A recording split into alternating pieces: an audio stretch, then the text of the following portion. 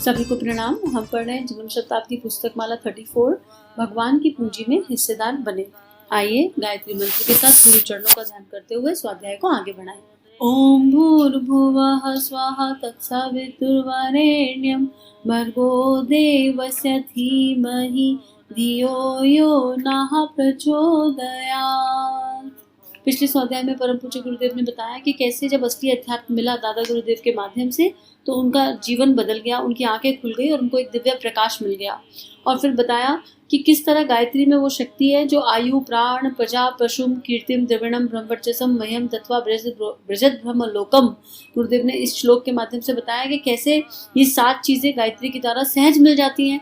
और फिर गुरुदेव ने समझाया कि जब लोग आके ये बोलते हैं कि हमने इतने साल गायत्री करी, हमको तो कुछ प्राप्त नहीं हुआ, तो गुरुदेव ने कहा कि क्यों? क्योंकि आप केवल कर्मकांड के स्तर पर गायत्री करते हो। गायत्री से जो इनर ट्रांसफॉर्मेशन होना चाहिए वो तो आपने सोचा ही नहीं। आपने बीज बोया, पेड़ लगाया और उसके बाद पेड़ का ध्यान नहीं रखा, खाद पानी नहीं दिया, तो आए पेड़, गाय आई पेड़ खा गई।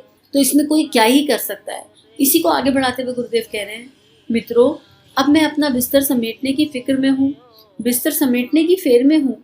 दूसरी जिम्मेदारियों ने मुझे बुलाया है, दूसरे मोर्चे पर भी बहुत काम पड़ा हुआ है। हिंदुस्तान में आध्यात्मिकता का प्रकाश फैलाने के लिए जितना काम मेरे जिम्मे था वह लगभग पूर्ण हो गया। हिंदुस्तान में काम करने के लिए और जो कुछ मेरे जिम्मे बचा हुआ था उसे 1-2 वर्ष में समाप्त करके उसका किस्सा खत्म करूंगा। फिर मैं कहाँ जाऊंगा? फिर मेरा ट्रांसफर तैयार हुआ रखा है, मेरा बिस्तर बंधा हुआ रखा है, मैं कहीं और चला जाऊंगा। आप कहाँ जाएंगे गुरुजी? बेटे मुझे बहुत जगह जाना है। हिंदुओं के बीच मुझे बहुत काम करने के लिए हिंदू बर्तन आना पड़ा। अब आपको कहाँ जाना है? बेटे सारे हिंदुस्तान में तो हिंदू 32-33 करोड़ हैं और 2 करोड़ बाहर। सारी दुनिया में 34 करोड़ हिंदू हैं। अभी और कौन है? कहाँ जाएंगे आप? बेटे 80 करोड़ मुसलमान हैं। संभव है मुझे वहाँ जाना पड़े। क्या आप वहाँ भी हिंदुओं की तरह क्रांति करेंगे? बेटे यही क्रांति मैं वहाँ भी कर सकता हूँ। फिर बहुत जगह मेरे ट्रांसफर बने हुए पड़े हैं, मैं बिस्तर उठाने वाला हूँ। आपको यहाँ बुलाने का क्या उद्देश्य? साथियों मैं आपको यहाँ क्यों बुलाता हूँ? मैं आपको यहाँ सम्मेलनों के लिए, उद्घाटनों के लिए बुलाता हूँ, समारोह में भाग लेने के लिए आपको नहीं बुलाता। मैं किस लिए बुलाता हूँ? मैं इसलिए बुलाता हूँ कि अपनी जिंदगी का सार और निचोड़ आपके सामने सुपुत्र करने में सफल हो सकूँ। अब यहाँ पे गुरुदेव कितनी गहरी भविष्यवाणी कर रहे हैं। गुरुदेव कह रहे हैं कि यहाँ हिंदुस्तान में जो मेरा रोल था वो पूरा हो गया। 3200 किताबें गुरुदेव लिख गए, इतने सारा स्वाध्याय अवेलेबल है और अपने जीवन से एक्सपेरिमेंट करके हमें बता गए कि एक जीवन कैसा होना चाहिए, जीवन शैली क्या होनी चाहिए। दादा गुरुदेव से जो ज्ञान मिला उसको भी बता गए। और अब गुरुदेव के अंदर करुणा का भाव इतना ज्यादा है कि वो मुसलमानों में भी बर्थ लेने को तैयार हैं, अलग अलग कम्युनिटीज में बर्थ लेने को तैयार हैं, अलग अलग देशों में भी बर्थ लेने को तैयार हैं। क्योंकि गुरुदेव क्लियर लिख रहे हैं कि हिंदू तो केवल इतने हैं, लेकिन जनसंख्या 80 करोड़ मुसलमान है, उनको कौन बदलेगा? उनके भीतर जो चिंगारी वो कौन जगाएगा? तो ये नहीं पता कि महाकाल कब किस रूप में कहाँ पे जो है अवतरित हो जाए। इसलिए इससे ये भी पता चलता है कि हमें गुरु तत्व का सम्मान करना चाहिए। गुरु एक कोई व्यक्ति नहीं है, गुरु एक विचार है, गुरु एक शक्ति है। और जहाँ पर भी गुरु शक्ति अवेलेबल है उस गुरु तत्व के लिए मन में सम्मान होना चाहिए।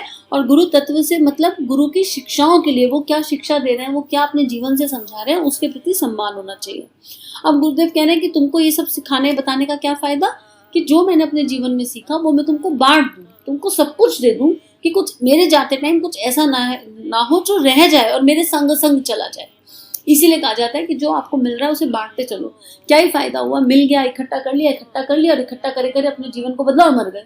क्या फायदा हुआ जब उससे किसी का लाभ नहीं बन पाया। एक यहाँ पे आपको बड़े मजे की बात बताती है तो पर्सनल लाइफ से रिलेटेड। एक दिन मेरे बेटे ने मुझसे पूछा कि मम्मी मेरे को विरासत में क्या देकर जाओगे? गुरुदेव की किताब रखी थी वसीयत और विरासत सामने। तो विरासत से हम लोग मतलब क्या समझते हैं? प्रॉपर्टी रुपया पैसा धन। तो मुझे बड़ी हंसी आई, चिंतन मनन भी चला कि भाई मैं क्या देकर जाऊंगी, ये तो वाकई में एक क्वेश्चन है। तो मैंने उस समय तो मजाक में कह दिया भाई मैं क्या देकर जाऊंगी, तुम बनाओ, तुम बड़े हो जाओ, तुम्हारे को अच्छे संस्कार दे रही हूँ और तुम बनाओ मेरे लिए भी। फिर अगले दिन मुझे रियलाइज हुआ कि नहीं, ये इस क्वेश्चन का सेटिस्फैक्ट्री आंसर नहीं गया बच्चे को। फिर मैंने उसको बोला देख मैं तुझे विरासत में चैनल देकर जा, कुछ रहे ना रहे इसमें मेरे गुरु का स्वाध्याय है तो उसको सुन लियो। और जब भी कभी तू लो होगा तो ये सुन लेगा तो तेरे को कहीं ना कहीं से आंसर मिल जाएंगे और आवाज तेरी माँ की मिल जाएगी। और यकीन मानो आप उस चीज से इतना सुकून अंतरात्मा को पड़ा, एक सेटिस्फेक्शन फील हुआ कि हाँ हम अवेलेबल हैं अपने एटलीस्ट अपने बच्चे को के अंदर संस्कार डालने के लिए। किसी को क्या फायदा हो रहा है क्या नहीं, क्या नहीं पता। उसका क्वेश्चन भी बहुत इनोसेंट था, पर अंतरात्मा को एक तसल्ली, एक सुकून हुआ। तो यही यहाँ दादा गुरुदेव कह रहे हैं कि जो मुझे मेरे गुरु ने दिया वो मैं आपको दे रहा हूँ। तो मुझे गुरुदेव से जो कुछ मिला, ये तो पढ़ने में अपना ही सौभाग्य है, इसमें तो कुछ है ही नहीं तो गुरुदेव के प्रवचन बनने की तो ना औकात ना हैसियत, लेकिन ये गुरु की कृपा है कि ये पढ़ने को मिल रहा है और इससे सीखने को मिल रहा है। तो वही बात गुरुदेव कह रहे हैं कि अब हम इस बात को समझ जाएं। आगे लिख रहे हैं, मेरे 55 साल की जिंदगी के अनुभव यही है कि मनुष्य के लिए सबसे बड़ी जिम्मेदारी समझदारी की बात है, और सबसे बड़ी बहादुरी की बात यह है कि वह भगवान को अपनी जिंदगी में शामिल कर ले और अपनी जिंदगी की कीमत को समझे। अगर आप अपनी जिंदगी की कीमत को समझ लें, जैसा कि अभी तक आपको समझ में नहीं आई, जिंदगी की कीमत आपकी समझ में कहाँ आई? आप करोड़ों में अपने को दरिद्र मानते हैं, अपने को दुखी मानते हैं, अपने को अभागा मानते हैं, समस्याओं से अपने को घिरा हुआ मानते हैं और जाने क्या क्या मानते हैं। कभी कभी तो मरने तक की सोच लेते हैं, आत्महत्या तक की सोच लेते हैं। जिंदगी की कीमत आपको कहाँ मालूम पड़ी? जिंदगी का महत्व आपको कहाँ मालूम है? जिंदगी की सामर्थ्य आपको कहाँ मालूम पड़ी? जिंदगी की संभावनाएं भी आप नहीं समझ पाए। जिंदगी की संभावनाएं अगर आपको मालूम होती तो आपकी आंखें टॉर्च के तरीके से चमकती और आपकी गर्दन फूलकर शेर की तरह हो जाती और आप सोचते कि हमारे पास इंसानी जिंदगी है और इस जिंदगी में हम क्या क्या नहीं कर सकते, हम सब कुछ कर सकते हैं। कितनी सुंदर बात गुरुदेव कह रहे हैं। अरे मनुष्य जन्म मिल गया, इससे ज्यादा और क्या ही चाहिए?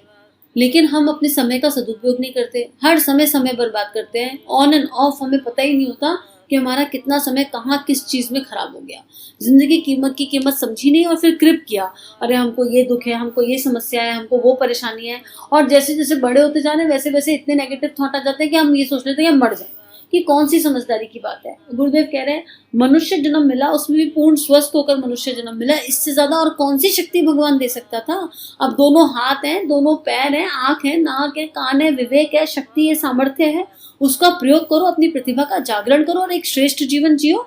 दीनहीन का जीवन क्यों ही जीना है?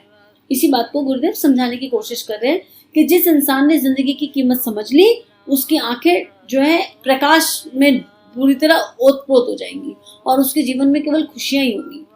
मित्रों, इंसानी जिंदगी को गिराने वाले जिस दिन चौक पड़े और उन्होंने उसे ठीक तरह इस्तेमाल करना शुरू कर दिया तो उन्हें मजा आ गया। कौन कौन चौक पड़े? देखो, यहाँ गुरुदेव इनर ट्रांसफॉर्मेशन की बात करके ऐसे एग्जाम्पल्स दे रहे हैं जैसे तुलसीदास जी, जैसे आम्रपाली, ऐसे एग्जाम्पल गुरुदेव दे रहे हैं जैसे विल मंगल जो सूरदास में बदल गए, जैसे उंगलीमाल। तो गुरुदेव लिख रहे हैं उनमें से एक का नाम आम्रपाली था, जो दुनिया को गिराने वाली एक महिला थी, लेकिन जब उसने अपनी जिंदगी की धारा बदल दी तो वह धन्य हो गई। फिर क्या हो गई? एक ऋषि हो गई। उसका नाम तवा तारीख में हमेशा बना रहेगा। अंगुलीमाल एक निकम्मा आदमी था, घटिया आदमी था, चोर और डाकू था, लेकिन उसने इसी जिंदगी में अपने जीवन की धारा को बदल दिया। अगले जन्म की बात तो कौन ही कर रहा है। अब यहाँ पर एक खास बात पता है क्या है? एक खास बात यह है कि गुरु में वो शक्ति होती है कि हमारे घटिया से घटिया संस्कार को ट्रांसफॉर्म करके उसको बेस्टेस्ट यूज कर ले। ये केवल गुरु शक्ति कर सकती है। आम्रपाली रहे, तुलसीदास जी रहे, अंगुलीमाल रहे, विल मंगल रहे, इनके अंदर एक विल पावर थी, इनके अंदर एक शक्ति थी, एक स्पार्क था। उस स्पार्क को दिशा नहीं मिली हुई थी सही, और उस स्पार्क पे वो लोग लगे हुए थे, पूरी शिद्दत के साथ लगे हुए थे। लेकिन जब परमात्मा ने देखा कि इन आत्माओं में वो स्पार्क है, इन आत्माओं में वो शक्ति है, तो क्या किया? केवल इनर ट्रांसफॉर्मेशन। जिस दिशा जा रहे थे दिशा पलट दी, रुख बदल दिया। रुख अंधकार की तरफ था, रुख को प्रकाश की तरफ कर दिया, और प्रकाश की तरफ किया तो चमक गए, ये हीरे के जैसे चमक गए। और ऐसे लोग जिनमें शिद्दत होती है इस तरह कुछ कर दिखाने की, वो समाज के लिए एक हीरा होते हैं। वो समाज में क्या क्या कर सकते हैं इसका हम अंदाजा नहीं लगा सकते। और ना वो शिद्दत मुझ में, ना शिद्दत वो आप में, बहुत कम होंगे ऐसे हीरे। अगर चोरी भी करो तो शिद्दत से करो कि भगवान जब ट्रांसफॉर्मेशन करे तो ऐसी ट्रांसफॉर्मेशन हो जाए कि क्या ही कहना उसका। वो संकल्प बल जिसमें भी है वो समझ लो श्रेष्ठ है। और अगर भगवान की नजर उस चेतना पे पड़ गई तो फिर तो बल्ले बल्ले, फिर तो कुछ रह ही नहीं गया। तो हम देख लें, गुरुदेव ने ना प्रेम योग बुक में सबसे पहले पेज पे लिखा था कि एक उनके पास कोई नाम मुझे याद नहीं आ रहा, अभी जाते हैं एक संत और बोलते हैं कि मैंने सब कुछ छोड़ दिया, दुनियादारी, पति, बच्चा, बीवी, मतलब सब छोड़ दिया। क्यों छोड़ दिया? कि मुझे परमात्मा से प्रेम करना सिखा दो। तो उन्होंने बोला तूने सब कुछ छोड़ा, तूने किसी से प्रेम किया? बोला नहीं, मैं किसी से प्रेम नहीं करता इस पूरी दुनिया में। बोले दुनिया में किसी से प्रेम नहीं करता? बोले नहीं। तो वो उनके गुरु ने कहा कि भाई फिर मुझे क्षमा कर दे। भाई तेरे अंदर प्रेम होता तो उस प्रेम को ट्रांसफॉर्म करके, उस प्रेम को व्यापक करके मैं परमात्मा से करा देता। तूने तो प्रेम का स्वाद ही नहीं चखा। जब तूने प्रेम का स्वाद नहीं चखा तो तुझे कैसे प्रेम सिखाऊं? तो अगर हमको लाइफ में कुछ करना है तो वो इनर ज़ील होनी चाहिए कुछ करने के लिए, और गहराई से होनी चाहिए। तो सभी को धन्यवाद, सभी को प्रणाम। हम सभी का जीवन गायत्री में है, यही प्रार्थना। हमारे YouTube चैनल को सब्सक्राइब कीजिए और बेल आइकन पर क्लिक कीजिए ताकि आने वाली सभी वीडियो की नोटिफिकेशन आपको मिलती रहे। आप सभी को बहुत बहुत थैंक यू।